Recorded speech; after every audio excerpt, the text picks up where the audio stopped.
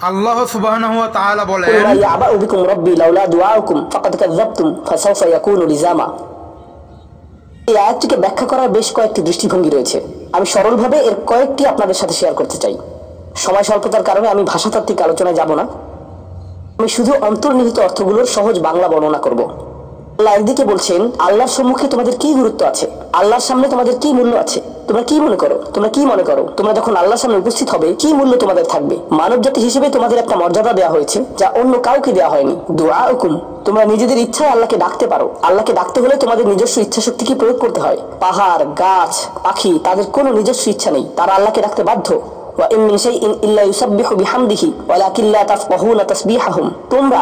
তোমরা আল্লাহর কাছে মূল্যবান যদি একটি জিনিস না থাকে, আর তা হলো তোমাদেরকে বাছাই করা হয়েছে তাকে ডাকার জন্য, কিন্তু তোমরা সেই দায়িত্বকে পরিত্যাগ করেছো। ফাকাদ কাযাবতুম, আল্লাহকে ডাকার এই আমন্ত্রণকে তোমরা মিথ্যা সাব্যস্ত করেছো। ফাসাউফা ইয়াকুনু লিজামা, এই শাস্তি তোমাদেরকে পরিত্যাগ করবে না। এটা হবে এমন জিনিস যা থেকে তোমরা মুক্ত হতে পারবে না। এটা প্রথম অর্থ। আয়াতটির আরেকটি অর্থ হলো, আল্লাহ কাফেরদের এবং যারা সকল ধরনের পাপ কাজ করে তাদেরকে বলছেন, আমার কাছে তোমাদের কোনো মূল্য নেই। আর তোমাদের এখনো টিকে থাকার একমাত্র কারণ হলো তোমাদের মধ্যে কিছু মানুষ রয়েছে যারা এখনো আমাকে ডাকে। পৃথিবীর বুকে এখনো কিছু ইমানদার রয়েছে তারা এখনো আল্লাহর উদ্দেশ্যে ক্ষমা প্রার্থনা করে, আর তারাই একমাত্র কারণ যে জন্য তোমরা এখনো বেঁচে আছো। আয়াতের তৃতীয় অর্থটি কাফেরদের উদ্দেশ্যে এবং এমন মুসলিমদের উদ্দেশ্যে যারা আল্লাহ থেকে অনেক দূরে রয়েছে, তাদের জন্য এটা প্রযোজ্য। আল্লাহ বলেছেন, তোমাদের কি মূল্য রয়েছে আমার কাছে? তোমরা নামাজ পড়ো না, তোমরা আনুগত্য করো না, তোমরা হালাল উপার্জন করো না, তোমরা সকল আদেশ লঙ্ঘন করো, কিন্তু কোনো কারণে মরিয়া হয়ে যদি তুমি আমাকে ডাকো, আর পরও আমি তোমাকে যথাযোগ্য মূল্যায়ন করব। এখনো তোমাকে সুযোগ দিয়ে যাচ্ছি, লাউলা দুআউকুম, কিন্তু মোটের উপর তুমি এখনো এই সকল কিছুকে মূল্যহীন বিবেচনা করছো। তুমি স্বীকার করছো না যে আমি তোমাকে যা কিছু দিয়েছি এবং যা কিছু করতে বলেছি তা আসলে তোমার কাছে অর্থবহ। তুমি এই সকল কিছুকে মূল্যহীন এবং মিথ্যা বিবেচনা করছো। তোমার এই স্বভাব পরিবর্তন করো, কারণ শীঘ্রই এটা স্থায়ীভাবে লেগে থাকা শাস্তিতে পরিণত হবে। আল্লাহ এটা বলেননি যে তোমাকে শাস্তি দেওয়া হবে, বরং তিনি বলেছেন শীঘ্রই তোমাকে শাস্তি দেওয়া হবে, শীঘ্রই তুমি এটা থেকে আর মুক্ত হতে পারবে না। অর্থাৎ তোমার জন্য এখনো সুযোগ রয়েছে, বদলে যাও। একটির আরেকটা অর্থ হলো, হে কুরাইশরা, যদি আল্লাহ তোমাদেরকে কোরআনের মাধ্যমে আহ্বান না করতেন তাহলে অন্য কোন জিনিস তোমাদেরকে মূল্যবান সাব্যস্ত করতে? আল্লাহ তোমাদেরকে এই কিতাবটি দিয়ে সম্মানিত করেছেন, আর সর্বোপরি আল্লাহ আপনাকে এবং আমাকে এই কোরআন দিয়ে সম্মানিত করেছেন। তারপরেও তোমরা এটাকে সম্পূর্ণরূপে অগ্রাহ্য করছো। তোমরা এই কিতাবের কোনো মূল্যায়ন করছো না, আল্লাহর এই বাণীকে মূল্যায়ন করছো না। এখনো সময় আছে, নিজেকে সংশোধন করো এবং আল্লাহ তার কথা বলার জন্য যে তোমাদেরকে বেছে নিয়েছেন তার গুরুত্ব অনুধাবন করো। আয়াতটির সর্বশেষ অর্থ, আল্লাহ তোমাদেরকে শাস্তি দেওয়া পছন্দ করেন না। আয়াতাংশটির ভাষাতাত্ত্বিক একটি অর্থ হলো, তোমাদেরকে শাস্তি দেওয়ার জন্য আল্লাহ আগ্রহী নন। তার কোনো উদ্দেশ্য এবং আকাঙ্ক্ষা নেই তোমাদেরকে শাস্তি দেওয়ার, কিন্তু আল্লাহ ছাড়া অন্য কাউকে ডাকার যে অপরাধ তোমরা সংঘটিত করেছো তা এতই বড় যে এর জন্য শাস্তি দিতেই হবে। অন্য কথায় আল্লাহ আপনাকে শাস্তি দিচ্ছেন যদিও তিনি চান না। মা ইয়াফআলুল্লাহু বিআযাবিকুম, তোমাদেরকে শাস্তি দিয়ে আল্লাহর কোনো প্রাপ্তি নেই। আপনাকে শাস্তি দিয়ে আল্লাহর কি পাওয়ার আছে? আল্লাহ এখানে বলছেন, আমি তোমাদেরকে শাস্তি দিতে চাই না, কিন্তু তোমাদের অপরাধগুলো অনেক বড়, আর শীঘ্রই এই শাস্তি স্থায়ী হয়ে যাবে। এই মুহূর্তে এগুলো অস্থায়ী, তোমরা এগুলো মুছে ফেলতে পারো। তাই এখনো ফিরে আসো, আল্লাহর দিকে ফিরে আসো। আমাদেরকে এই সকল সুযোগ দেওয়ার পর শুধুমাত্র তার কাছে ফিরে আসাই না, বরং তার নৈকট্য লাভের সুযোগ দেওয়ার পর সবশেষে তিনি বলছেন, কেন তোমরা শাস্তি পেতে চাও? আমি তো তোমাদেরকে শাস্তি দিতে চাই না, তোমরা শুধু ফিরে আসো। আল্লাহ সহজ করে দিন যাতে আমরা এই বিষয়গুলোকে হৃদয়ের গভীর থেকে অনুধাবন করতে পারি, এবং তিনি আমাদেরকে তাদের অন্তর্ভুক্ত করুন যাদের প্রভাবে চারপাশের পথভ্রষ্ট মানুষদের এবং চারপাশের আল্লাহর অবাধ্য মানুষদের হৃদয়ও কোমল হয়ে যায়। তাকান, যেভাবে নিজেকে উপস্থাপন করেন, এটাই আল মাশি আলাল আরদি হাওনা, পৃথিবীর বুকে বিনয় সহকারে চলাফেরা করা, বিনম্রভাবে। আপনারা দেখবেন যে কোরআনে বিভিন্ন রকমের অহংকারের কথা এসেছে। এখন এখানে সবাই জানেন যে অহংকার হলো হৃদয় একটা ব্যাধি, এটা থাকে হৃদয়ের ভেতর, তাই না? কিন্তু ভিতরে যখন কোনো ব্যাধি থাকে, যেমন কোনো ভাইরাস যদি ভিতরে থাকে, বাইরে এর কিছু লক্ষণ প্রকাশ পায়, উচ্চ তাপমাত্রা, ঘাম, এই ধরনের লক্ষণ। কোরআন তুলে ধরছে অহংকারের কিছু লক্ষণ। উদাহরণস্বরূপ আল্লাহ বর্ণনা করছেন যেভাবে মানুষ অন্যের দিকে তাকায়।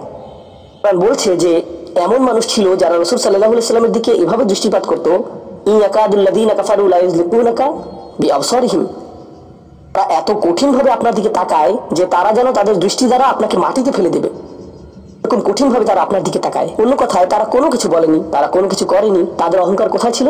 শুধুমাত্র তাদের মুখমণ্ডলে, শুধুমাত্র তাদের চোখে। তরুণদের জন্য এটা একটা উপদেশ। তোমার বাবা মা হয়তো তোমার সাথে কিছু নিয়ে চিৎকার করছেন, সেটা ন্যায্য বা অন্যায্য যাই হোক, আর তুমি বসে বসে শুনছো, আর তোমার রক্ত গরম হয়ে উঠছে এবং পাটা চিৎকার করতে মন চাইছে, কিন্তু তুমি শুধু কুৎসিত চাহনি দিয়ে তাদের দিকে তাকিয়ে আছো। কুৎসিত চাহনি দিয়ে তাকিয়ে আছো। আর তোমার মা বলছেন, আমার দিকে এভাবে তাকিয়ে আছো কেন? আমি তো কোনো কথা বলিনি। তুমি কিছু বলনি, এটা পুরস্কার পাওয়ার মতো কিছু না। কিছু বলনি, এটা পুরস্কার পাওয়ার মতো কিছু না। কারণ অধ্যত্ত শুধু তোমার কথাতেই থাকে না। তবে অভিনন্দন যে তুমি কোনো কিছু বলনি, এটা অপেক্ষাকৃত ভালো, কারণ সেটা তাহলে আরো খারাপের দিকে যেত। কিন্তু এক ধরনের অধ্যত্ত, ক্রোধ এবং বিনয়ের অভাব আমাদের চোখে মুখে ফুটে ওঠে। সুম্মা নজর, সুম্মা আবাসা অবাসার, সুম্মা আদবার ওয়াস্তাকবার। শুধু যেভাবে কারো দিকে তাকান, শুধু যেভাবে ভ্রু কুঁচকান, শুধু যেভাবে চোখ ঘুরান, কখনো কখনো যেভাবে কারো দিকে তাকান, কখনো কখনো যেভাবে কারো দিকে না তাকান। কেউ আপনাকে সালাম দিয়েছে, আপনি তার দিকে তাকালেন না, অন্যদিকে ফিরলেন এবং তা উপেক্ষা করলেন, অথবা শুধু ওয়ালাইকুম আসসালাম বললেন। আপনি সালামের জবাব দিয়েছেন, কারণ তা না হলে তো গুনাহ হতে পারে, কিন্তু জবাব দিলেন খুবই নিচু স্বরে, এটা নিশ্চিত করার জন্য যাতে সে শুনতে না পায় আর সে মনে করলো যে আপনি জবাব দেননি। এরকম যে আল্লাহ জানেন যে আমি জবাব দিয়েছি, কিন্তু আমি তাকে এটা জেনে পরিতৃপ্তি লাভ করতে দিব না যে আমি তার সালামের জবাব দিয়েছি। তো যখন সে এসে বলে যে ভাই আমি তো আপনাকে সালাম দিয়েছি, আপনি জবাব দেননি, আমি তো জবাব দিয়েছি, এটাও হাউন এর অভাব। আল্লাযীনা ইয়ামশুনা আলাল আরদি হাওনা। মানুষের প্রতি বিনয়, শিশুদের প্রতি করুণা, বয়স্কদের প্রতি করুণা, এমন মানুষদের প্রতি করুণা যারা এর যোগ্য না। আর প্রসঙ্গক্রমে এর অর্থ এটা না যে আপনাকে অপমান করার সুযোগ আপনি মানুষকে করে দিবেন। এমন পরিস্থিতি আছে আমাদের পরিবারগুলোতে, আমাদের বন্ধু বান্ধবের মাঝে, আমাদের পরিসরে, যেখানে কিছু মানুষকে অবমাননাকর হিসেবে পাবেন। এমনটা ঘটে। আপনার পরিবারে এমন মানুষ রয়েছে, কখনো কখনো আপনার পিতামাতাও এরকম হতে পারেন। এটা খুবই কষ্টদায়ক বিষয়, এটা খুবই অন্যায্য বিষয়, আর আপনাকে এগুলো সবসময় শুনতে হয়, বারবার শুনতে হয়। শ্রোতাদের ভিতরে এমন নারী রয়েছেন যাদেরকে আমি দেখতে পাচ্ছি না, তারা পর্দার আড়ালে রয়েছেন, কিন্তু তারা যে অবস্থাতেই থাকেন, হয়তো শ্বশুর বাড়ির আত্মীয় অথবা ভাই বোন বা অন্য কারো কাছ থেকে তাদের কথা শুনতে হয়, আর তাদের এটা সবসময় শুনতে হয়, আর এগুলো শুনে তাদের রক্ত গরম হয়ে যায়। এখন কি করবেন? আপনাকে তখনও বিনয় ধরে রেখে যা করা শিখতে হবে তা হলো প্রথমত সেরকম পরিস্থিতি থেকে দূরে থাকবেন। যদি জানেন যে মেজাজের ভারসাম্য হারিয়ে ফেলবেন, তখন সেখান থেকে বেরিয়ে যান। এই মুহূর্তে আমি এই আলোচনায় অংশ নিতে পারবো না, দুঃখিত, আমি একটু হাঁটতে যাব। রাগে বিস্ফোরিত হয়ে যাওয়ার আগে এটা থেকে বেরিয়ে যান। এটাই প্রথমত এবং প্রধানত ইয়ামশুনা আলাল আরদি হাওনা। যুক্তিসঙ্গতভাবেই আয়াতটিতে এর সাথে যা সম্পর্কিত, ওয়া ইযা খাতাবাহুমুল জাহিলুনা ক্বালু সালামা, অল্প অল্প করে অবিশ্বাস্য কিছু শিক্ষা এখানে প্রদান করা হয়েছে। আরবি ভাষায় ইযা অর্থ যদি না, এর অর্থ যখন। যখন বিরক্তিকর ব্যক্তিরা, যখন সেই ব্যক্তিরা যাদের নিজস্ব নিয়ন্ত্রণ নেই, এরা যখন তাদের সাথে কথা বলে, তখন মূর্খ লোকেরা তাদের সাথে কথা বলে। এখানে বলা হচ্ছে না যে যদি তারা কথা বলে, বরং আয়াতে বলা হচ্ছে যখন তারা কথা বলে। আল্লাহ আমাকে এবং আপনাকে জানিয়ে দিচ্ছেন যে এমন লোক সব সময় থাকবে যারা আমাদের উদ্দেশ্যে কথা বলবে, যারা আমাদের সাথে আলোচনায় অংশ নেবে, যারা আমাদের সাথে ভাব প্রকাশ করবে। তাদের আচরণ হয়তো ভালো হবে না, এরকমটা ঘটবে, এটা এড়াতে পারবেন না। এই ধরনের অপ্রীতিকর অভিজ্ঞতার শিকার আপনাদের প্রত্যেকেই হতে হবে, আমি সহ। এমন লোক থাকবে যারা জাহেল। এখানে জাহেল অর্থ উপলব্ধি করুন। জাহেল অর্থ শুধুমাত্র মূর্খ না। যখন মুসা আলাইহিস সালামকে গরুর বাছুর সম্পর্কে জিজ্ঞেস করা হলো, বলেছিলেন যে তোমাদেরকে একটি গরু কুরবানি করতে হবে, আর তারা বলেছিল তুমি কি তামাশা করছো? আতাত্তাখিযুনা হুজুয়া, তুমি কি আমাদের সাথে উপহাস করছো? আমাদেরকে গরু কুরবানি করতে হবে? এখানে আমাদের সামনে জটিল পরিস্থিতি রয়েছে, কিন্তু কোনো গরু কুরবানির প্রয়োজন নেই। তিনি আসলেই রেগে গেলেন। আপনারা জানেন যখন মুসা আলাইহিস সালাম রেগে যান, তখন তিনি কিছু একটা করে ফেলতে পারেন। তো তিনি তাৎক্ষণিক আল্লাহর কাছে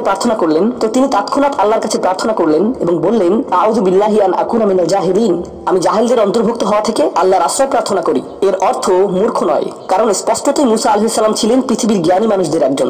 তিনি অজ্ঞতা নিয়ে কথা বলছেন না, তিনি বলছেন আমি আমার আবেগের উপর নিয়ন্ত্রণ হারানো থেকে, মেজাজের নিয়ন্ত্রণ হারানো থেকে আল্লাহর আশ্রয় প্রার্থনা করছি। এমন জিনিস বলা থেকে অথবা করা থেকে যা আমি এখন করতে চাই, কিন্তু আমাকে নিজেকে সংযত করতে হবে। এখন এই উপলব্ধি থেকে আলোচ্য আয়াতটিতে আসুন। এরকম মানুষ রয়েছে যারা সবচেয়ে জঘন্য কথা বলে, কিন্তু তাদের কোনো লাগাম নেই। কথাগুলো আপনার হৃদয় থেকে এসে মস্তিষ্ক হয়ে এরপর তার জিহ্বাতে যাওয়া উচিত, কিন্তু এই পথে কিছুটা লাগাম থাকতে হবে।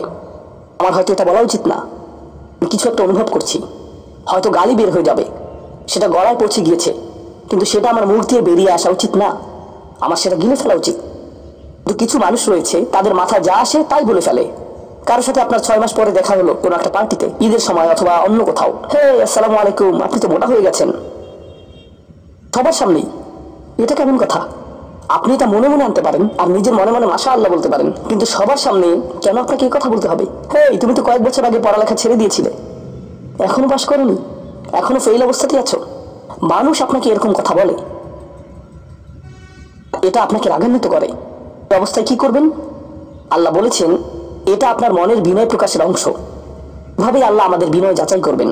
আর প্রসঙ্গক্রমে তারাই হয়ে থাকে আমাদের সবচেয়ে কাছের মানুষ, যার অর্থ আপনি এই ধরনের পরিস্থিতিতে বারবার বারবার বারবার করবেন। কিভাবে এটা থেকে বেরিয়ে আসবেন? আল্লাহ বলছেন ইযা খাতাবাহুমুল জাহিলুনা অলু সালামা, এটা দিয়ে কতিপয় জিনিস বোঝায়। আমি এখানে সেই কয়েকটি শিক্ষা নিয়ে আলোচনা করব।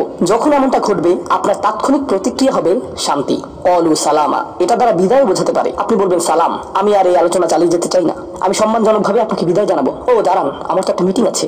এর বাকি অংশটুকু আপনি মনে মনে বলতে পারেন আল্লাহর সাথে দোয়া করার জন্য, কিন্তু এটা তার কাছে প্রকাশ করার প্রয়োজন নেই। শুধু বলুন যে আমার একটা মিটিং আছে, আর সেখান থেকে চলে আসুন, কারণ আপনি এটা নিতে পারবেন না। তারা সেখান থেকে বেরিয়ে আসে সম্মানজনকভাবে, এটা একটা অর্থ। যখন জঘন্য মানুষ আপনার কাছে আসে, বেরোবার পথ খুঁজে বের করবেন। কোরআন এই সূরাতে আরো পরে যা বলেছে যে মাররু কিরামা, সম্মানজনকভাবে তারা এটা অতিক্রম করে চলে যায়। কিছু কিছু মানুষ আছে যারা এমন কথা বলতে চায় যা আপনাকে রাগান্বিত করবে। তারা আসলে এটা করে মজা পায়। তারা কথা বলবে শুধু আপনাকে উত্তেজিত করার জন্য। আর তাদের কেউ কেউ জানে যে ঠিক কি বলতে হবে, কারণ তারা আপনার সাথে আগেও কথা বলেছে। আর তারা জানে যে কোন জিনিস আপনাকে রাগিয়ে তুলে, তাই তারা জানে যে কোন বাটনটি প্রেস করতে হবে আর কিভাবে আপনাকে বিরক্ত করতে হবে। আপনি বসে আছেন, আমি উত্তেজিত হব না, আমি উত্তেজিত হব না, আমি উত্তেজিত হব না, কিন্তু তার কথা শুনে আপনি বিশাল দানবে পরিণত হয়ে গেলেন, যার ফলে সব ধ্বংস হয়ে যাবে। আর সেই ক্ষেত্রে আপনাকে আগে এটা রোধ করতে হবে। আপনি এখানে কথা বলতে পারেন আর বলতে পারেন যে দেখুন, আমি এই বিরোধ চাই না, আসুন শান্তিপূর্ণ সময় ব্যয় করি, এই বিষয়টা নিয়ে আজ আর কথা না বলি, এতে অনড় থাকুন। এটা দিয়েও অলু সালামা বোঝায়। আমি আপনার সাথে ঝগড়া করতে চাই না, আমি শুধু চাই আলোচনাটা যাতে কুৎসিত পথে এগিয়ে না যায়। কখনো কখনো আমরা ভদ্রতা দেখাই, সেই সুযোগে মানুষ আমাদেরকে অসম্মানজনক কথা বলতে থাকে, এবং আত্মবিশ্বাসের সাথে মানুষকে জানিয়ে দিবেন যে তাদেরকে থামতে হবে, তারা সীমা ছাড়িয়ে যাচ্ছে। এটা সঠিক নয়, এমনটা করা সম্মানহীনতা নয়, শিষ্টাচার বহির্ভূত নয়। আপনি নিজের জন্য রুখে দাঁড়াতে পারেন, কিন্তু এটা শুধু মর্যাদাপূর্ণ উপায় করতে হবে, এমনভাবে যা শান্তিপূর্ণ। এছাড়াও সালামা শব্দটিকে অনেকেই অবস্থা হিসেবেও দেখেছেন। অন্য কথায়, যখন তারা জবাব দেয় তারা পরিপূর্ণ শান্তিপূর্ণ অবস্থায় থাকে, এটা ভিন্ন একটা অর্থ। যখন জঘন্য মানুষেরা আপনার সাথে কথা বলে, তারা আপনাকে বিরক্ত করে, তারা রাগান্বিত করে, তারা মিথ্যার পর মিথ্যা, মিথ্যার পর মিথ্যা, মিথ্যার পর মিথ্যা বলে, আর আপনাকে সেখানে বসে এটা শুনতে হয় যেন এটা সত্য। আর তারা এটা অন্য মানুষের সামনে বলে, আর আপনি কোনো কারণ ছাড়াই ঝামেলায় পড়ে যান। যখন আপনি জবাব দেন, আপনার জবাব যাই হোক, জবাবটা শান্ত হওয়াটাই উত্তম। যখন জবাব দিবেন, আপনাকে শান্ত এবং পরিশীলিত হতে হবে, এটাই অলু সালামা। আর যারা জীবনে এটা ধারণ করতে পারে আর আল্লাহর কাছে বিশেষ মানুষ, ইবাদুর রহমান। অন্য কথায়, এই অনুপ্রেরণাটিকে আমাদের মনে রাখতে হবে। সেই রকম সময়ে যেই ব্যক্তির সাথে আপনি কথা বলছেন সে এর যোগ্য না, বরং সে হয়তো চপটাঘাত পাওয়ার যোগ্য। আপনাদের কেউ কেউ হয়তো প্রতিউত্তর দেওয়ায় খুবই পারদর্শী, হয়তো আপনাকে বিদ্রুপাত্মক কিছু বলছে, আপনি তাকে কথা দিয়ে পিষে ফেলতে পারবেন। ও মাই গড, আপনার মাথায় যে জবাবগুলো আসে, তালিকা করা একাধিক জবাব, আমি কি এ বি সি বলবো নাকি উপরে সবগুলো একসাথে বলবো, আপনার মাথায় এটা চলছে। সেই মুহূর্তে যখন আপনি বিরত হওয়ার সিদ্ধান্ত নেন, কঠিনভাবে না বলার, প্রতিক্রিয়া না দেখানোর, শান্ত থাকার সেই শক্তি অর্জনের জন্য আপনার আর আমার অনুপ্রেরণা যা হবে তা হলো, আমি ইবাদুর রহমানের মধ্যে শামিল হতে চাই। আমি ভুলে যাব যে আমি এই অপ্রীতিকর কথোপকথনে রয়েছি, কারণ এখনই আমি আল্লাহর সংস্পর্শে রয়েছি, আর তার বিশেষ রহমত আমার উপর বর্ষিত হচ্ছে। সেই জন্যই তিনি আমাকে এই পরিস্থিতিতে ফেলেছেন, যাতে আমি তার নৈকট্য অর্জন করতে পারি। এটা আসলে একটা আশীর্বাদ। এই অপ্রীতিকর সঙ্গগুলো আসলে একটা আশীর্বাদ, যাতে আমি তার নৈকট্য পেতে পারি। সুবহানাল্লাহ। ওয়া ইবাদুর রহমানিল্লাযীনা ইয়ামশুনা আলাল আরদি হাওনা ওয়া ইযা খাতাবাহুমুল জাহিলুনা ক্বালু সালামা। লক্ষ্য করুন, এরপর আল্লাহ কি বলছেন। দ্বিতীয় শ্রেণীর মানুষেরা, তাদের বিশেষ গুণটি বর্ণিত হচ্ছে। প্রসঙ্গক্রমে এর অর্থ এটা না যে তারা অন্য কিছু করে না, যেমন তারা নামাজ পড়ে না, তারা হালাল খাবার গ্রহণ করে না, এগুলো তো থাকতেই হবে, তারা তো ইতিমধ্যে ইবাদ। এগুলো হলো ইবাদ হওয়ার বাইরের অতিরিক্ত গুণাবলী। দ্বিতীয় মহান গুণটি কি?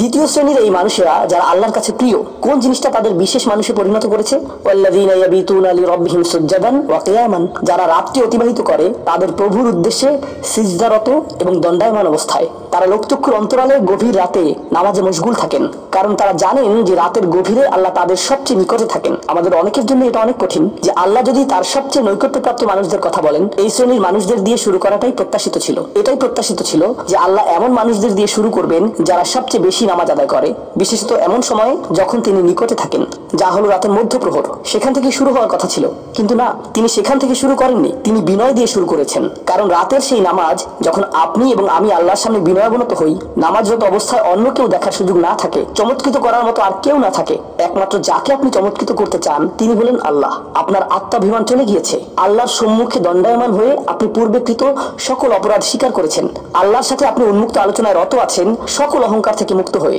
যদি নিজেকে অহংকার মুক্ত করতে চান, প্রথম ধাপটি হলো, আপনি কি মানুষের সামনে অহংকারকে বিসর্জন দিতে পারেন?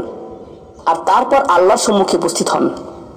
আমরা এমন অনেক মানুষদের কথা জানি যারা ইবাদতে পারদর্শী, কিন্তু মানুষের কাছে তারা খারাপ হিসেবে বিবেচিত। এটা আদর্শ নয়। এখানে একটি শ্রেণীকে অগ্রাধিকার দেওয়া হয়েছে, আর এরা তারাই যারা মানুষের সাথে বিনয়ী। তারপর যারা আল্লাহর সামনে বিনয়াবনত হয়ে উপস্থিত হয়, এটা অর্জন করা সহজ নয়। কিন্তু যদি সপ্তাহে একবার, আমি জানি যে এটা কঠিন হবে, কিন্তু সপ্তাহে একবার আপনি মসজিদে ইশার নামাজ পড়লেন আর এরপর সরাসরি বাসায় চলে গেলেন আর ঘুমিয়ে পড়লেন, আর সেটা তখনই সম্ভব হবে যদি আপনি প্রত্যুষে ঘুম থেকে উঠেন আর এরপর দিনে না ঘুমান। তো ফজরের সময় উঠুন, এরপর ঘুমাবেন না, নিজেকে পরিশ্রান্ত করুন, এশা পড়ুন, এরপর ঘুমাতে যান। এরপর অ্যালার্ম দিয়ে রাখুন, ফজরের 30 মিনিট আগে অ্যালার্ম সেট করুন, উঠে গিয়ে কয়েক রাকাত নামাজ পড়ুন। শুধু এটুকুই করুন, নিজের মতো করে এটা করুন। এজন্য অন্য কারো ঘুম ভাঙাবেন না, এটা নীরবে করবেন। ঘরের কোনো এক কোণে চলে যান, সেখানেই নামাজ পড়ুন। যদি সপ্তাহে একবার বা দুবারও এটা করতে পারেন, যে প্রশান্তি পাবেন, আল্লাহর সাথে যে সম্পর্ক অনুভব করবেন, সেটা আপনাকে সবচেয়ে কঠিন সময়েও সাহায্য করবে। আল্লাহ আমাদেরকে এই মানুষদের অন্তর্ভুক্ত করে দিন। আল্লাযীনা ইয়াবিতুনা লিরাব্বিহিম সুজদান ওয়া কিয়ামা। এরপর আসছে তৃতীয় ধরনের মানুষের কথা।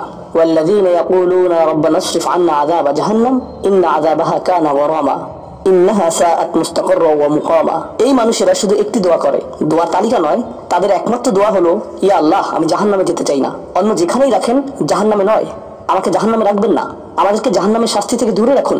অবস্থান করার জন্য এটা বিভৎস একটা জায়গা, আমি এটা এক মুহূর্তের জন্য দেখতে চাই না। আমি সেখানে স্বল্পস্থায়ী ভাবে থাকতে চাই না, আর আমি সেখানে দীর্ঘস্থায়ী ভাবেও থাকতে চাই না। দোয়াটি মনোযোগ দিয়ে শুনুন। ইন্নাহা সাআত মুস্তাকাররা ওয়া মুকামা। প্রথমত, এটা একটা শাস্তি, এটা বিশাল একটা সাজা। আমি সেখানে স্বল্প মেয়াদের জন্য থাকতে চাই না, আমি সেখানে দীর্ঘমেয়াদের জন্য থাকতে চাই না। কিছু মানুষ রয়েছে যারা সেই একই রোগে আক্রান্ত হয়েছে, উম্মার মধ্যে, মুসলিমদের মধ্যেই একই রোগ যা বনী ইসরাঈলেরও ছিল। তারা বলেছিল, আল্লাহ আমাদেরকে শাস্তি দিবেন না, ইল্লা আইয়ামান মাদুদা, দিলেও কয়েকদিনের জন্য। মুসলিমদের মনোভাবও এমন হয়েছে, তারা বলে আল্লাহ আমাদের শাস্তি দিবেন, কিন্তু তা তো চিরদিনের জন্য না, তাই না?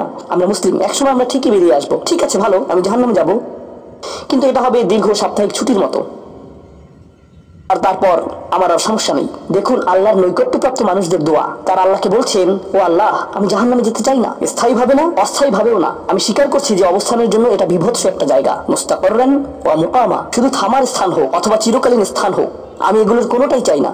এর অনেক অন্তর্নিহিত অর্থ রয়েছে, আমি আপনাদের শুধু একটির কথা বলছি। দেখুন, আপনি এবং আমি কখনোই প্রলুব্ধ হওয়া থেকে বাঁচতে পারবো না। হারাম সবসময় আমাদের সামনে আসবে, আর এটা সবসময় আমাদেরকে আহ্বান করবে। আর শাইতানু ইয়াইদুকুমুল ফাকর, শয়তান তোমাদেরকে দেউলিয়াতের প্রতিশ্রুতি দিবে। অন্য কথায়, যখন আপনি হালাল পথে চলবেন, শয়তান আপনাকে প্রতিশ্রুতি দিবে, তুমি সুযোগ হারিয়ে ফেলছো, তুমি বঞ্চিত হচ্ছ, সবাই কত মজা করছে, তুমি অনেক মজা করতে পারতে, আরো অর্থ উপার্জন করতে পারতে, তুমি আরো ইন্দ্রিয় সুখ উপভোগ করতে পারতে। সেই সব সময় আপনার কাছে বিজ্ঞাপন দিতে থাকবে বিকল্প পণ্যের, বিকল্প পন্থার, নিজের কামনাকে চরিতার্থ করার। কিছু যায় আসে না যে কতটুকু কোরআন মুখস্থ করেছেন, কিছুই যায় আসে না যে কি পরিমাণ তাহাজ্জুদ আপনি পড়েছেন, এগুলো কোনোটাতেই আসে যায় না। শয়তান থামবে না। দিন শেষে আপনি তো একজন মানুষই, দিন শেষে কামনা বাসনাগুলো আপনার মাঝে থাকবে, আর শয়তান থামবে না, সে আপনার পেছনে লেগেই থাকবে। শয়তানের একটা কৌশল আল্লাহ বর্ণনা করেছেন, তার মনস্তাত্ত্বিক কৌশলটি হলো যায়্যানা লাহুমুশ শাইতানু আমালাহুম। শয়তান তাদের কাজগুলোকে তাদের কাছে আকর্ষণীয় করে দেয়। শয়তান আপনার কাছে আসবে, আপনাকে প্রলুব্ধ করবে, তখন আপনি বলবেন, হ্যাঁ এটা খারাপ, কিন্তু আমি তো অনেক ভালো কাজও করি, হ্যাঁ আমি এলোমেলো কাজ করছি, কিন্তু আমি তো নামাজও পড়ছি, আর আমি তো কাফেরও না, তো সমস্যার কিছু নেই, আর এইবার করেই আমি থেমে যাব। এমন না যে আমি এটা করতেই থাকবো, শুধু একবারই করব। এভাবে নিজেকে সব ধরনের যুক্তি দিতে থাকেন, নিজে নিজে এটাকে বৈধতা দিতে থাকেন। আপনার চিন্তায় এটা এখন আর অতটা খারাপ না। আর তারপর যখন এমন মানুষ চারপাশে থাকেন যাদেরকে বলেন যে এটা তো খারাপ, আর তারপর যখন এমন মানুষের চারপাশে থাকেন যাদেরকে বলেন যে এটা তো খারাপ, তারাও আপনাকে বলে, না ভাই কাম অন, এটা অতটা খারাপ না, থামো তো, এরকম কথা বলো না, না আল্লাহ ওইরকম না, আল্লাহ তোমাকে শাস্তি দিবেন না, কেন এরকম হতাশাজনক কথা বলছো, তুমি অতিরিক্ত চিন্তা করো। আপনি তা শুনেন, আর এটা আপনাকে প্রভাবিত করতে শুরু করে। কিন্তু যখন কাজটা করে ফেলেছেন, যেটাই করেছেন, হতে পারে এটা অ্যালকোহল অথবা অন্য কোনো মাদক, এটা কারোর সাথে সম্পর্ক হতে পারে, সেটা যাই হোক, যখন নিজেকে বলেন যে এটাই শেষবার, কিন্তু এটাই শেষ তো না। কারণ যখনই কাজটা ঘটে যায় আর কয়েকদিনের মধ্যে অনুশোচনাও কেটে যায়, তখন মোবাইলে আরেকটা মেসেজ চলে আসে, তারপর আরেকটা দাওয়াত আসে, তারপর আপনি বলেন না এটাই শেষবার, আবারও সেই চক্রে আটকে যান, আর আবারও সেটা করেন, আর তা করতেই থাকেন। শয়তান ঠিক এটাই চেয়েছিল। মানুষ এই চক্র বন্ধ করতে পারে, আল্লাহর প্রতি নিবিষ্ট হয়ে বলতে পারে, ইয়া আল্লাহ, আমার বন্ধুরা কি বলেছে তাতে কিছু যায় আসে না, শয়তান কি ওয়াসওয়াসা দিচ্ছে তাতে কিছু যায় আসে না, কতবার এই বিভৎস চক্রে আটকা পড়েছি তাতে কিছু যায় আসে না, আমি ফিরে আসলাম, আমি ফিরে আসলাম 2 দিন অনুতপ্ত থেকে আবারও পাপে লিপ্ত হওয়া থেকে। আমি ফিরে আসলাম আপনার কাছে ক্ষমা চাওয়ার পর আবারও পাপ করা থেকে। ওয়ালাম ইউসিরু আলা মা ফাআলু ওয়া হুম ইয়ালামুন। তারা পাপ কাজগুলো বারবার করে না আর তারা জানে যে তারা কি করছে। আমি সেই লোকদের অন্তর্ভুক্ত হব না? ওয়ালাইসাতিত তাওবাতু লিল্লাযিনা ইয়ামালুনা সাইয়্যাত। তওবা, অনুশোচনা তাদের জন্য কাজ করে না যারা পাপ করতেই থাকে। এমনকি তওবা করার পরেও এটা সেই মানুষদের জন্য না যারা এই চক্রে আটকে যায়। এটা তাদের জন্য যারা বলে, ইয়া আল্লাহ, আমি জাহান্নামে যেতে চাই না, আমি জাহান্নামের যোগ্য অনেক কাজ করেছি, কিন্তু এখন আমি থেমে যাচ্ছি। আর এটাই চূড়ান্ত। তারা হলেন আল্লাহর কাছে বিশেষ মানুষ, কারণ আল্লাহ জানেন এটা কতটা প্রলুব্ধকারী ছিল। আল্লাহ জানেন সেই আসক্তি কতটা শক্তিশালী ছিল। আল্লাহ জানেন পাপের কত গভীরে আপনি ছিলেন। আল্লাহ জানেন আপনার উপর শয়তানের সেই দীর্ঘ নিয়ন্ত্রণের কথা, আর আপনি সেই নিয়ন্ত্রণ ভঙ্গ করতে এবং আল্লাহর কাছে ফিরে আসতে সক্ষম হয়েছেন। আল্লাহর পথে আপনার এই যাত্রা অন্য মানুষের তুলনায় অনেক কঠিন। আপনার সামনের প্রলোভনগুলো অনেক শক্তিশালী, আপনার প্রতি অভিকর্ষের টানটি অনেক বেশি শক্তিশালী, আর এর সাথে লড়াই করে যেহেতু আল্লাহর কাছে এসেছেন, তাই আপনি বিশেষ মর্যাদা সম্পন্ন। তা মনে করবেন না যে আমি তাহাজ্জুদ পড়ি না তাই আমি অতটা ভালো না, অথবা আমি আরবি জানি না, বা আমি এখনো সম্পূর্ণ কোরআন পাঠ করিনি আর আমি তাজবিদের নিয়মগুলো জানি না। না না না না না, আপনার বিশেষত্ব এজন্য না যে আপনি 17 বার হজ করেছেন। আপনার জ্ঞান এবং ইবাদতের জন্য আপনি আল্লাহর কাছে বিশেষ না। আপনি আল্লাহর কাছে বিশেষ মর্যাদা সম্পন্ন কারণ আপনি পাপ থেকে বেরিয়ে এসেছেন আর আপনি শুধু তার ভয়েই ভীত। এটাই আপনাকে আল্লাহর কাছে বিশেষ মর্যাদা সম্পন্ন করে। তাই আপনিও ইবাদুর রহমান। তো এখান থেকে আল্লাহ আমাদেরকে সম্পূর্ণ বিপরীত দিকে নিয়ে যাচ্ছেন। এই প্রত্যেক শ্রেণী সম্পর্কে চিন্তা করুন, কিভাবে এগুলো আপনার সাথে প্রাসঙ্গিক, কিভাবে আপনি আল্লাহর কাছে বিশেষ মর্যাদা সম্পন্ন হতে চান, কিভাবে আপনি আল্লাহর নৈকট্য পেতে চান, কিভাবে আমি আল্লাহর নৈকট্য পেতে চাই। আমাদের কাছে এটা আসলে কতটা মূল্যবান। পাপ হলো এক প্রকারের ভালোবাসা। আমরা এর মোহে পড়ে যাই, আমরা এতে আসক্ত হয়ে যাই। আর এই অনুচ্ছেদটি আসলে ভালোবাসার একটা প্রতিযোগিতা, কারণ আপনি ইন্দ্রিয় সুখ ভালোবাসেন, আপনি এই পাপগুলোকে ভালোবাসেন আর আপনি তা ছাড়তে চান না, কারণ এতে আপনার সুখানুভূতি নষ্ট হবে। আর অন্যদিকে আল্লাহ বলছেন, আমি আমার নিজের দ্বারা সেই সুখকে প্রতিস্থাপন করে দিব, আমি এটাকে আমার নৈকট্য দ্বারা প্রতিস্থাপন করে দিব। আল্লাহ এই সুযোগ দিয়েছেন, আপনার নিজেকে এই সমীকরণের আলোকে সিদ্ধান্ত নিতে হবে। আপনি এই পরিস্থিতিতে পড়বেন, অন্য কেউ জানবে না, কেউ জানবে না যে আপনার মাথায় কি সংগ্রাম চলছে, কেউ জানবে না, শুধু আল্লাহ জানবেন। আর প্রসঙ্গক্রমে উদাহরণস্বরূপ আপনাদের কেউ কেউ যখন হারাম সম্পর্কে জড়ান, নিশ্চিত বলছি না, আপনাদেরকে অভিযুক্ত করছি না, কোনো মানুষ, আপনারা না, কোনো মানুষ যাদেরকে আপনারা চিনেন, তারা হয়তো অনৈতিক সম্পর্কে জড়িত আর আপনি তা থেকে বের হতে চাচ্ছেন। আপনি এই আলোচনা শুনে তাকে মেসেজ দিলেন, আমি আর এটা করতে পারবো না। সে উত্তর দিল, তুমি কি আমাকে ভালোবাসো না? তুমি এখন আমাকে ঘৃণা করো? তুমি কি মনে করো যে আমি তোমার জাহান্নামে যাবার কারণ? আমি কি এতটাই খারাপ? এখন আপনি বলছেন, না তুমি অতটা খারাপ না, আমি তোমাকে ভালোবাসি, তুমি মোটেই খারাপ না, তুমি অনেক ভালো। ঠিক আছে, যে আমার সাথে সম্পর্ক সমাপ্ত করতে চাও, আজকে রাতে আমার সাথে দেখা করো আর আমার মুখের সামনে এটা শেষ করো। এটা আমি করতে পারবো না। ঠিক আছে, তুমি আমাকে ঘৃণাই করো, আচ্ছা ঠিক আছে, আমি আসছি। আবার শুরু হয়ে গেল। আর এরপর আপনি আবারও তওবা করতে চান। দেখতে পাচ্ছেন, এটা শুধুমাত্র আপনি না, আপনি হয়তো আবেগগতভাবে কোনো কিছুতে জড়িয়ে যেতে পারেন, আর এখন আপনি আবেগগতভাবে ব্ল্যাকমেলের শিকার হচ্ছেন। এর দ্বারা আপনি খারাপ বোধ করবেন। আপনাকে এর বিরুদ্ধে যুদ্ধ করতে হবে, আপনাকে এটা অবদমন করতে হবে, আর আপনাকে উপলব্ধি করতে হবে যে আপনি হয়তো কাউকে হতাশ করছেন, কিন্তু আল্লাহকে সন্তুষ্ট করছেন। আর আপনি এটা শুধু নিজের জন্যই করছেন না, বরং এটা ওই মেয়ের জন্যও করছেন বা ওই ছেলের জন্যও করছেন যে আপনার মেসেজের জবাব দিচ্ছে। সে আল্লাহর সামনে দাঁড়াবে, এটাও আপনি চান না। আপনি যদি তাকে আসলেই ভালোবাসেন, শুধুমাত্র যদি তাকে কামনা না করেন, বরং তাকে ভালোবাসেন, তাহলে আপনি তাকেও রক্ষা করতে চাইবেন।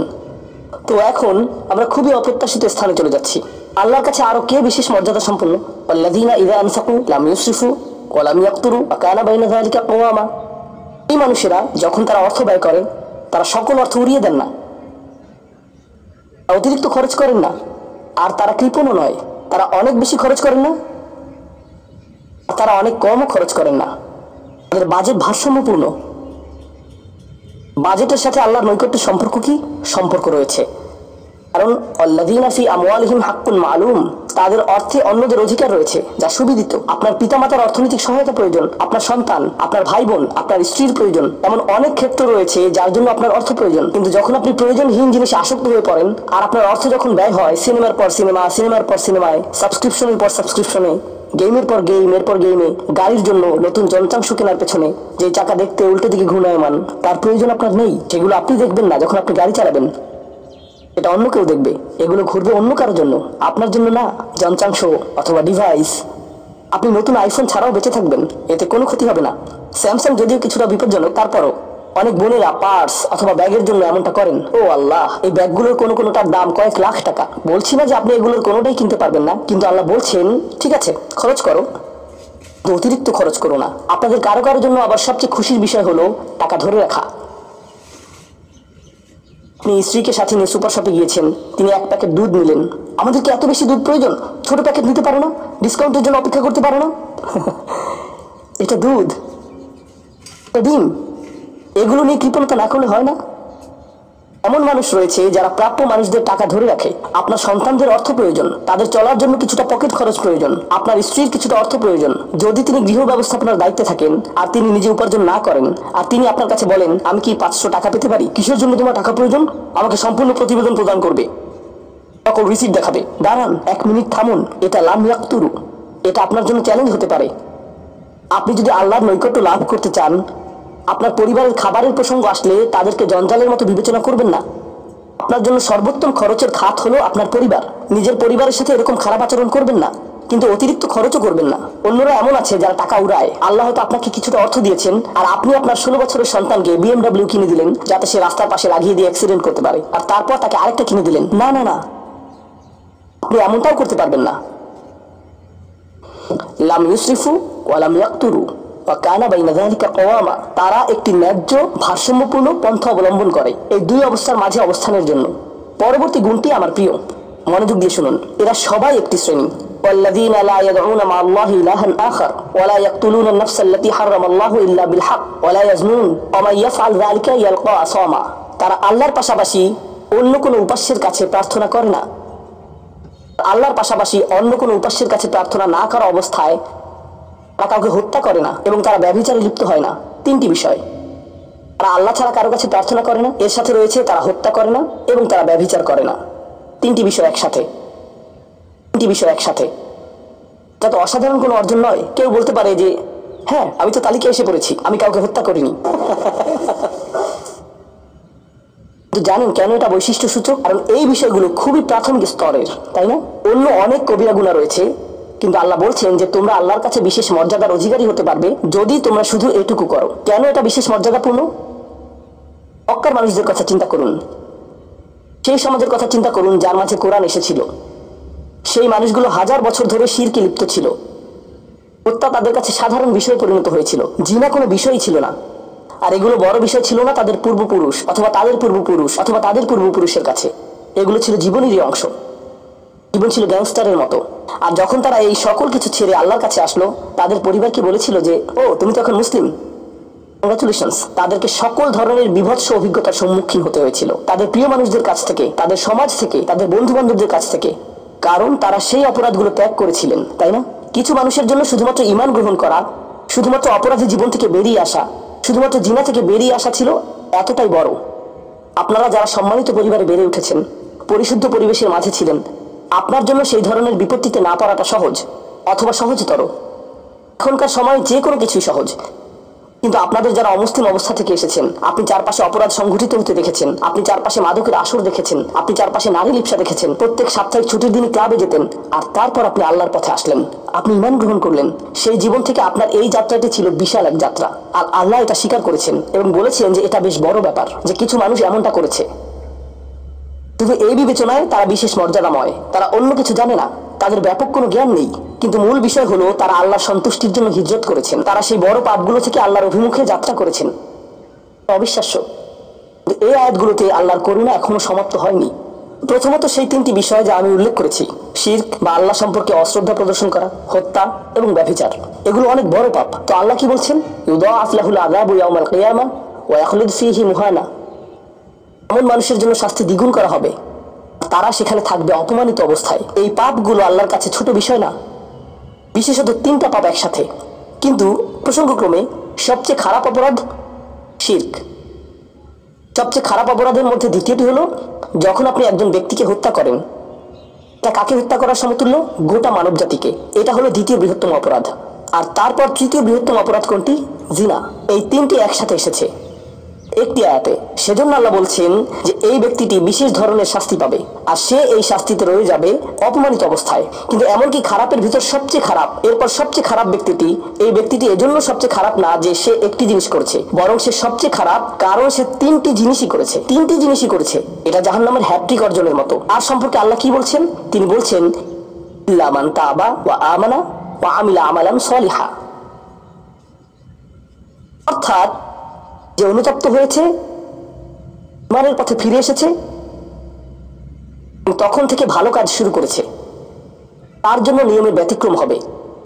এটা উপলব্ধি করাটা গুরুত্বপূর্ণ। আল্লাহ বর্ণনা করছেন নিকৃষ্টের মধ্যে নিকৃষ্ট, আর চেয়েও নিকৃষ্ট। আর তারপর বলেছেন এমনকি সেই ব্যক্তির ক্ষেত্রেও যদি সে আমার কাছে ফিরে আসে, আমি তাকে শাস্তিতে নিক্ষেপ করব না। কিন্তু এতটুকু যথেষ্ট না। আমরা কথা বলছি ইবাদ আর রহমানের ব্যাপারে, যিনি অবিশ্বাস্য রকমের করুণাময় সত্তা। তো তিনি তাদেরকে শুধুমাত্র জাহান্নাম থেকে রক্ষা করেই ক্ষান্ত হবেন না, তিনি আরো কি করবেন? ফাউলাইকা ইউবাদদিলুল্লাহু সাইয়্যাতিহিম হাসানাত, সেই মানুষগুলোর মহাপাপগুলোকে প্রতিস্থাপিত করবেন। আমি আপনাদেরকে মনে করিয়ে দিচ্ছি সেই পাপগুলো কি? শিরক, ইন্নাশ শিরকা লাযুলমুন আযীম, হত্যা, কাআন্নামা কাতালান নাসা জামিআ, সে যেন গোটা মানব জাতিকে হত্যা করলো, এবং জিনা, ব্যভিচার, সবচেয়ে বড় পাপ এগুলো। আল্লাহ বলছেন যে পাহাড় সমান তাদের এই সমগ্র পাপ কাজগুলোকে আমি প্রতিস্থাপন করে দিব ভালো কাজ দিয়ে। কিন্তু তারা এখনো কোনো ভালো কাজ করেনি, তারা এখনো নামাজ পড়েনি, তারা এখনো ইবাদত করেনি, তারা এখনো হজ করেনি, তারা এখনো দান করেনি। তারা মূলত যা করেছে তা হলো অনুতপ্ত হয়েছে, আর এখন থেকে তারা ভালো কাজ করবে। আল্লাহর জন্য এতটুকু যথেষ্ট। তাদের পাহাড় সম পাপগুলো নিবেন যা তাদেরকে চিরকাল জাহান্নামে নিক্ষেপ করতে অপমানিত অবস্থায়, আর তিনি এই পাহাড় সম পাপগুলোকে নিয়ে পাহাড় সম ভালো কাজে পরিবর্তিত করে দিবেন। এটাই আল্লাহ করবেন তাওবাকারীদের জন্য। আপনিও বিশেষ মর্যাদার অধিকারী হবেন। শুধু তাওবা করুন। আপনি যখন বসে বসে এটা শুনছেন আর ভাবছেন আমি তো বেশ বড় ভুল করে ফেলেছি, এখানে হয়তো এমন কেউ বসে আছে যিনি কাউকে হত্যা করেছেন, এরপর জেলে গিয়েছেন এবং মুক্তি পেয়েছেন। কিভাবে আল্লাহ আমাকে ক্ষমা করবেন? আপনাদের কেউ হয়তো ব্যভিচারের ভুল করে ফেলেছেন, আল্লাহ আপনাদেরকে রক্ষা করুন। আপনাদের কেউ হয়তো সেই পথে অগ্রসর হচ্ছেন, আপনাদের কেউ হয়তো শিরক করেছেন। সকল ধরনের অপরাধ সংঘটিত হচ্ছে, আর মানুষ সকল ধরনের অপরাধে লিপ্ত হচ্ছে। আপনি যদি তওবা করেন এবং আল্লাহর কাছে ফিরে আসেন, এই সকল অপরাধ শেষ হয়ে যাবে। কিন্তু এরপর আপনাকে ভালো পথে চলতে হবে। ওয়া আমিলা আমালান সলিহা ফাউলাইকা ইউবাদদিলুল্লাহু সাইয়্যাতিহিম হাসানাত। অন্য কথায়, যখন আপনি আল্লাহর কাছে ফিরে আসবেন, এটা প্রকৃত অর্থেই প্রত্যাবর্তন হতে হবে, এটা কৃত্রিম হতে পারবে না। ওয়া কানাল্লাহু গফুরুর রহিমা, আর আল্লাহ সর্বদাই ক্ষমাশীল, অতিমাত্রায় ক্ষমাশীল, সর্বদা প্রেমময়, যত্নশীল এবং করুণাময়। আমার সময় ফুরিয়ে যাচ্ছে, কিন্তু আপনাদের সাথে আরো কয়েকটা বিষয় শেয়ার করতে চাই। আসুন এই তালিকাটা প্রথমে শেষ করি। এটা শেষের দিকে। বলতে পারে যে আমি শিরক করিনি, আমি হত্যা করিনি, আমি জিনাও করিনি, আমি শুধু ছোট বিষয়গুলো করেছি। যেমন আমি ফজরের নামাজ পড়িনি, একদিন ফ্রিজ থেকে আমার ভাইয়ের চকলেট মিল্ক চুরি করে খেয়েছি, বেশ কয়েকবার বাবার সাথে চরম মেজাজে কথা বলেছি, একদিন একটা পার্টিতে কিছুটা গীবত করে ফেলেছি। কিন্তু আমি হত্যা করিনি। এই তওবা তো আসলেই খারাপ অপরাধীদের জন্য। তাহলে আমার কি হবে? সাধারণ পাপীদের কি হবে? বাকি আমরা যারা রয়েছি, কারণ তারা হলো উচ্চ স্তরের পাপী, তাই না? তো পরবর্তী আয়াত বলছে আমরা বাকি যারা রয়েছে, মান তাবা, যেই তাওবা করেছে, যে কোনো ধরনের তাওবা, আমিলা সলিহান, সৎ কাজ করেছে, ফাইন্নাহু ইয়াতুবু ইলাল্লাহি মাতাবা, তো যখন সে আল্লাহর কাছে ফিরে আসে আন্তরিকভাবে, অনুতপ্ত হয়ে, আল্লাহ সেটাও স্বীকার করেন। না না না, কারণ আমার পাহাড় সম পাপ প্রয়োজন, তাকে পাহাড় সম পুণ্যে রূপান্তরিত করার জন্য, এটাকে পাহাড় সম পুণ্যে রূপান্তরিত করার জন্য এমন প্রয়োজন নেই। যেই পাপে লিপ্ত থাকেন না কেন, শুধু তাওবা করুন। ফাইন্নাহু ইয়াতুবু ইলাল্লাহি মাতাবা ওয়াল্লাযীনা লা ইয়াশহাদুনা যুর, এমন মানুষ যারা অন্যায়ের সাক্ষ্য হয় না। এর অর্থ হলো তা সহ্য করে না যখন কোনো অন্যায় সংঘটিত হয়। এই মানুষগুলো আল্লাহর কাছে মর্যাদা সম্পন্ন, কারণ তাদের পরিসরে কেউ যখন মানসিকভাবে নির্যাতনের শিকার হয়, যখন অর্থনৈতিকভাবে নির্যাতনের শিকার হয়, তাদের পরিবারে ধরুন দুই ভাই মিলে কোনো ব্যবসা করে, তাদের একজন সকল অর্থ আত্মসাৎ করে অন্যজনকে বঞ্চিত করে, যার ফলে আদালতে গিয়ে এখন একে অপরের বিরুদ্ধে অবতীর্ণ। সেখানে আপনার হয়তো কোনো এক পক্ষের সাথে সম্পর্ক রয়েছে, আপনি নিশ্চুপ দাঁড়িয়ে থেকে অন্যায় হতে দিবেন না, আপনি এটা হতে দিবেন না। যদি এটা আপনার নিজের বাবার বিরুদ্ধেও যায়, যদি এটা আপনার স্বামী স্ত্রী বা সন্তানদের বিরুদ্ধেও যায়, আপনি অলসভাবে দাঁড়িয়ে থেকে অন্যায়কে সহ্য করবেন না, আপনি প্রতিবাদ করবেন। কমপক্ষে এর নীরব অংশীদার হবেন না, আপনি সে স্থান ত্যাগ করবেন। এর সাথে আমার কোনো সম্পর্ক নেই, আমি এর অংশ হতে চাই না। লা ইয়াশহাদুনা যুর, এর আরেকটা অর্থ হলো তারা মিথ্যা সাক্ষ্য প্রদান করে না। কখনো আপনার উপর চাপ থাকে এমন মানুষের পক্ষ অবলম্বন করার জন্য যারা অন্যায়কারী। আপনি জানেন যে তারা অন্যায়কারী, কিন্তু তারা বলে পরিবার আগে ভাই, অথবা বন্ধুত্ব সবার আগে। আপনি যদি এটা করেন, যদি আপনার আনুগত্য ভুল স্থানে প্রদান করেন, এটা জেনে শুনে যে আপনি ভুল, তাহলে এটা লা ইয়াশহাদুনা জুর এর লঙ্ঘন। আয়াতটির দ্বিতীয় অংশ ওয়াইযা মাররু বিল্লাগwi মাররু কিরামা, এটাও অসাধারণ। এই আয়াতে আল্লাহর কাছে আপনাকে অসাধারণ বানিয়েছে কোনটি? আপনি একটা আসরে রয়েছেন, বন্ধুরা সবাই ঘুরে বেড়াচ্ছে, অথবা আপনি হয়তো কোনো হোয়াটসঅ্যাপ গ্রুপে আছেন। আজকাল যোগাযোগের বিভিন্ন মাধ্যম রয়েছে, আর এই সকল যোগাযোগের মাঝে মানুষ যুক্তিহীন কথা বলে থাকে। মানুষ একে অপরের বিরুদ্ধে গীবত করে, তারা একে অপরের প্রতি বিদ্রুপ করে, তারা একে অপরের সময় নষ্ট করে। আর আপনি এর সাথে কোনো সম্পর্ক রাখতে চান না, তো আপনি কি করবেন? আপনি আসরটি ত্যাগ করবেন। কিন্তু আপনি প্রথমে একটা লেকচার দিবেন না যে এগুলো সবই অর্থহীন, তোমরা নিজেদের সময় নষ্ট করছো, আস্তাগফিরুল্লাহ, আমি তোমাদেরকে আল্লাহর দিকে ডাকছি এবং তওবা করতে আহ্বান জানাচ্ছি, তোমরা এই ভিডিওটি দেখো, আমি এই আসর ত্যাগ করছি না। অথবা আপনি কোনো পার্টিতে রয়েছেন আর বললেন আস্তাগফিরুল্লাহ, তোমরা সবাই গীবত করছো, আমি এখান থেকে চলে যাচ্ছি। ওয়াইযা মাররু বিল্লাগwi মাররু কিরামা, যখন তারা এই ধরনের আসরের পাশ দিয়ে যায়, যখন তারা এই ধরনের পরিস্থিতির সম্মুখীন হয়, তারা সেখান থেকে বেরিয়ে আসে সম্মানজনক উপায়ে, মাররু কিরামা। অন্য কথায় তারা তাদের নিজস্ব মর্যাদা রক্ষা করে। তারা এমন অবস্থায় পড়ে না যা অন্যদেরকে এবং তাদের নিজেদেরকে অপমানিত করে। আর এই প্রক্রিয়ায় তারা অন্য কাউকে খারাপ বোধও করায় না, সম্মানজনক অজুহাত তৈরি করে এবং নিজেদেরকে সেই পরিস্থিতি থেকে বের করে আনে। ওয়াইযা মাররু বিল্লাগwi মাররু কিরামা। সবশেষে ওয়াল্লাযীনা ইযা যুকিরু বিআয়াতি রাব্বিহিম লাম ইয়াখিরু আলাইহা, আসলে এখনো শেষ হয়নি, আপনাদের ভালো বোধ করার জন্য বললাম। ওয়াল্লাযীনা ইযা যুকিরু বিআয়াতি রাব্বিহিম লাম ইয়াখিরু আলাইহা সুম্মান ওয়া উময়ানান, এটা জুমায় অংশগ্রহণকারীদের জন্য। যখন তাদেরকে স্মরণ করিয়ে দেওয়া হয়, অন্ধ এবং বধিরের মতো পড়ে থাকে না।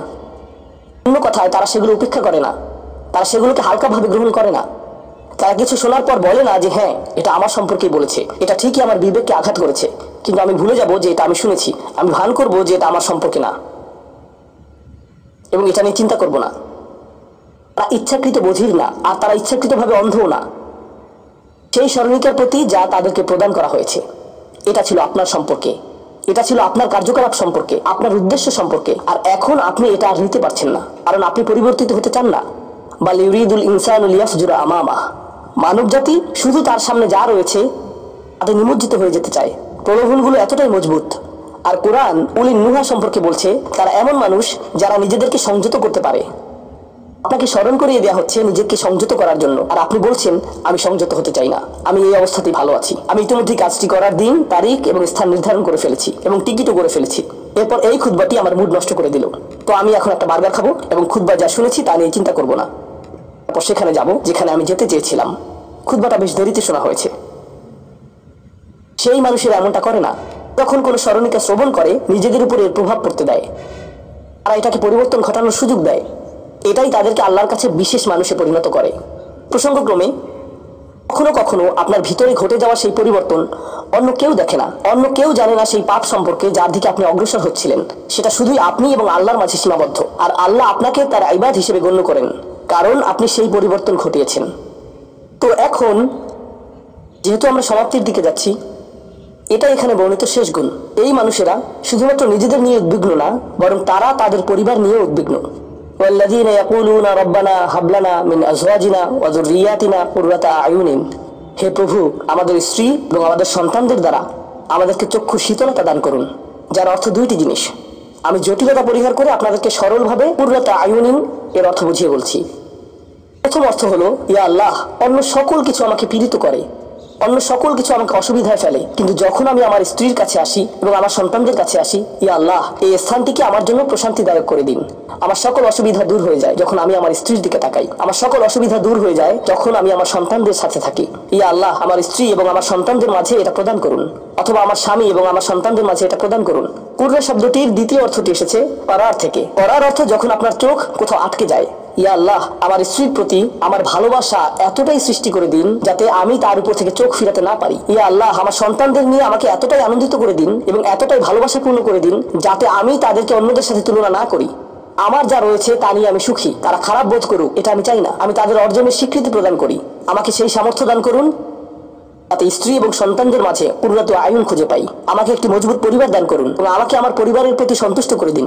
আপনাদের অনেকের জন্য একমাত্র দুশ্চিন্তার বিষয় হলো স্ত্রী এবং সন্তান। এই দোয়া অনুযায়ী দুশ্চিন্তার একমাত্র উপশমকারী হওয়া উচিত স্ত্রী এবং সন্তান। আর আপনি নিজে চেষ্টা না করে শুধু আল্লাহর কাছে কিছু চাইতে পারেন না, কারণ আল্লাহ বিশেষ কোনো বৃষ্টি আপনার পরিবারের উপর বর্ষণ করবেন না, যার ফলে আকস্মিকভাবে আপনি আপনার স্ত্রীকে ভালোবাসতে শুরু করবেন। এর জন্য চেষ্টা করতে হবে। আপনার সন্তানদের সাথে সম্পর্ক উন্নয়নের জন্য আপনাকে চেষ্টা করতে হবে। এটা রাতারাতি ঘটবে না। এটা এমন জিনিস যাতে আপনাকে এবং আমাকে বিনিয়োগ করতে হবে। তো আল্লাহ আমাদেরকে সামর্থ্য দান করুন যাতে আমরা শুধুমাত্র মুখে এই দোয়া করে ক্ষান্ত না হই, বরং দোয়াটি যাতে বাস্তবায়িতও করতে পারি, কারণ আল্লাহ প্রচেষ্টার বিষয় জিজ্ঞেস করবেন। এমনকি সেই বিখ্যাত দোয়াটির শেষেও এটা এসেছে, রব্বানা আতিনা ফিদ দুনিয়া হাসানা ওয়া ফিল আখিরাতি হাসানা ওয়া কিনা আযাবান নার। বিখ্যাত একটি দোয়া, তাই না? আমাদেরকে এই জীবনের সর্বোচ্চটা দান করুন, পরের জীবনেরও সর্বোচ্চটা দান করুন, আমাদেরকে জাহান্নামের শাস্তি থেকে রক্ষা করুন। এরপরে আল্লাহ কি বলছেন? উলাইকা লাহুম নাসিবুম মিম্মা কাসাবু। তারা ততটুকু অংশই পাবে যা তারা অর্জন করেছে। আপনি শুধু দোয়া করবেন আর তা কাজ করবে তেমনটা না, আপনাকে অর্জন করতে হবে, আপনার চেষ্টাকে কাজে লাগাতে হবে। তো আপনি যখন আপনার পরিবার নিয়ে উদ্বিগ্ন থাকবেন, তখনই আপনি পরিবারে প্রশান্তি প্রদানের জন্য আল্লাহর কাছে চাইবেন। আর প্রসঙ্গক্রমে এটা দিয়ে কি বোঝায়? যে সকল স্বামীরা যারা লন্ডন শহরে রাত 2টা-3টা পর্যন্ত সীসা বারে সময় কাটান, কিন্তু বাড়িতে তাদের স্ত্রীদের কাছে যান না, কারণ তারা তাদের স্ত্রীদের মাঝে কোনো প্রশান্তি খুঁজে পান না। আর তাদের স্ত্রীরা তারাও তাদের স্বামীদের মাঝে কোনো প্রশান্তি খুঁজে পান না। যখন তারা বলবেন না ভাই আমাকে বাড়ি যেতে হবে, তখন তারা আল্লাহর কাছে বিশেষ মর্যাদা সম্পন্ন হয়ে উঠবেন। যখন তারা সন্তানদের সাথে সময় ব্যয় করবেন, সন্তানদের থেকে তাদের চোখ সরে যায় না। আর যেহেতু আপনার চোখ তাদের থেকে সরছে না, এর অর্থ আপনি আসলে তাদের সাথে রয়েছেন। এর অর্থ আপনি আসলে সন্তানদের সাথে সময় ব্যয় করছেন এবং সেটা উপভোগ করছেন। এই বিষয়টি আপনাকে আল্লাহর কাছে বিশেষ মর্যাদা সম্পন্ন করে তুলেছে। তাদের জন্যই উলাইকা ইউজজাউনাল গুরফাতা বিমা সাবারু। আর আমাদেরকে মুত্তাকিনদের নেতা হিসেবে কবুল করুন, সৎকর্মশীলদের নেতা হিসেবে কবুল করুন। আমাদের সন্তানদেরকে ভালো সৎকর্মশীল জীবন দান করুন, যার ফলে যখন আমি আপনার সম্মুখে দাঁড়াবো, ইয়া আল্লাহ, আমার পরিবারের সদস্যদের কাজের কারণে আমার সৎকর্মের পরিমাণ শুধু বৃদ্ধিই পাবে।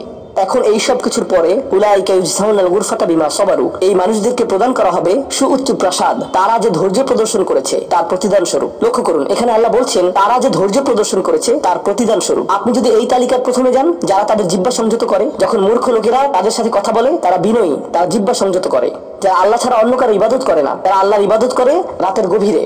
এই তালিকাটি যা আমরা আলোচনা করলাম, তাদের প্রত্যেকেরই প্রয়োজন অধ্যাবসায়, মজবুতি, দৃঢ়তা এবং প্রতিজ্ঞা। আর সবর শব্দটি দিয়ে এটাই বোঝায়। এই মানুষগুলো পুরস্কৃত হবেন তারা যে দৃঢ় প্রতিজ্ঞা দেখিয়েছেন তার জন্য। তারা এর জন্য প্রতিজ্ঞাবদ্ধ ছিলেন। ওয়াইলাক্কাউনা ফিহা তাহিয়াতান ওয়া সালামা, তাদেরকে সেখানে অভ্যর্থনা করা হবে অভিবাদন ও সালাম সহকারে। আল্লাহ তাদের জন্য অভিবাদন প্রেরণ করবেন। আল্লাহ শুধুমাত্র তাদেরকে ভালোবাসবেন না, বরং তিনি তাদেরকে এখন সম্মানিতও করছেন। এরা হলেন আল্লাহ কর্তৃক বিশেষ পুরস্কার প্রাপ্ত। খালিদিনা ফিহা হাসুনাত মুস্তাকাররা ওয়া মুকামা, তারা অবিশ্বাস্য সেই সম্মানের মাঝে এবং সেই সুউচ্চ প্রাসাদের মাঝে চিরকাল থাকবেন।